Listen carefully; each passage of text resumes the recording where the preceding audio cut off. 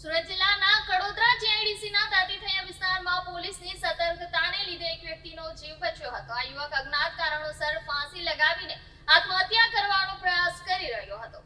Kadodara GIDC વિસ્તારમાં એક ગંભીર ચિંતાજનક ઘટના સામે આવી છે. મળતી માહિતી મુજબ સંતોષ યાદવ નામના યુવકે અજ્ઞાત કારણોસર ફાંસી લગાવી આત્મહત્યા કરવાનો પ્રયાસ કર્યો હતો. આ ઘટનાએ આસપાસના લોકોમાં ચકચાર મચાવી દીધી. જાણ થતાં જ સબ ઇન્સ્પેક્ટર ડી.કે. ચૌધરી તાત્કાલિક ઘટના સ્થળે પહોંચ્યા હતા અને બેભાન અવસ્થામાં આવેલા યુવકને જોયા. ત્યાં હાજર એએસઆઈ ધર્મેશ વસાવા અને કોન્સ્ટેબલની તાત્કાલિક કામગીરીને લીધે યુવકને તરત જ સીપીઆર આપી ફરીથી શ્વાસ પ્રવાહમાં લાવવામાં આવ્યો. તેમના ઝડપી અને નિષ્ઠાવાન પ્રતિસાદને કારણે એક માનવીય જીવ બચી ગયો.